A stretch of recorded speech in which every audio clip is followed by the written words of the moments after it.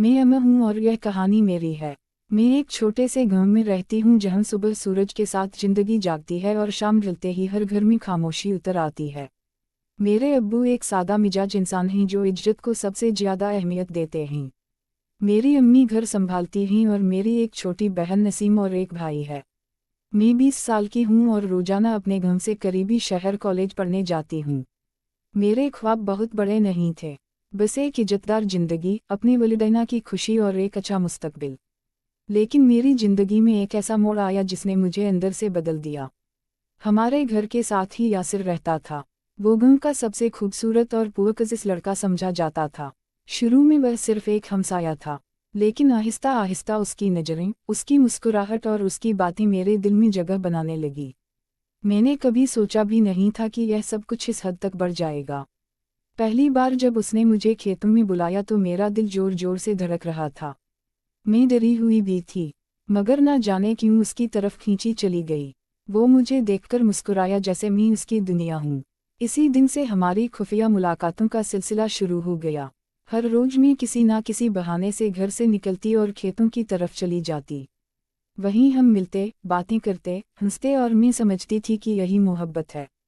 यासिर मुझे ख्वाब दिखाता था शादी के साथ रहने के, एक खूबसूरत जिंदगी के। मैं उसकी हर बात पर यकीन करती गई, लेकिन आहिस्ता आहिस्ता मुझे महसूस होने लगा कि कुछ बदल रहा है। वह पहले जैसा नहीं रहा था। उसकी बातों में वह खुलूस नहीं था, लेकिन मैंने खुद को यही समझाया कि शायद यह मेरा वहम है। फिर एक दिन ऐसा आया जिसने सब कुछ बदल दिया। उस दिन यासिर ने मुझसे ऐसी बात कही जिसने मेरे अंदर एक अजीब सा खौफ पैदा कर दिया। मैंने उसे मना किया, बार बार कहा कि यह गलत है, लेकिन वह मुसलसल मुझे यकीन दिलाता रहा कि वह मुझसे शादी करेगा, मुझे कभी अकेला नहीं छोड़ेगा। मैं उसकी बातों में आ गई और उसने मेरे आहिस्ता आहिस्ता मेरे जिस्म पर हाथ रखा और फिर मेरी टांगों पर। यह मेरा पहली बार था और मुझे बहुत मजा आ रहा था और वह साथ में हम दोनों की वीडियो बना रहा था। मैंने उससे कहा, तुम यह क्या कर रहे हो? उसने कहा, कुछ नहीं होगा, तुम डरो नहीं। और यही मेरी सबसे बड़ी गलती थी।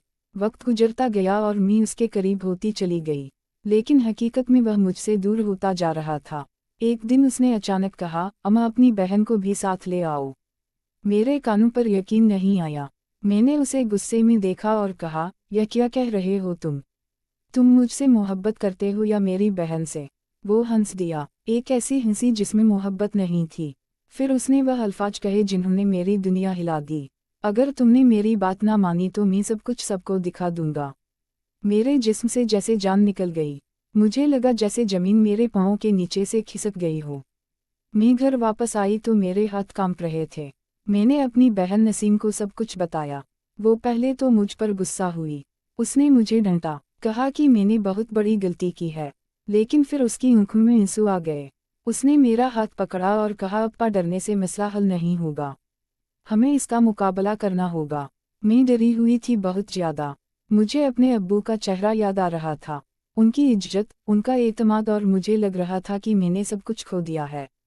लेकिन नसीम मजबूत थी। आखिरकार हमने हिम्मत की और अपनी अम्मी को सब कुछ बता दिया। घर में जैसे तूफान आ गया। अम्मी रो रही थी, अब्बू खामोश बैठे थे और मेरा भाई गुस्से से कांप रहा था।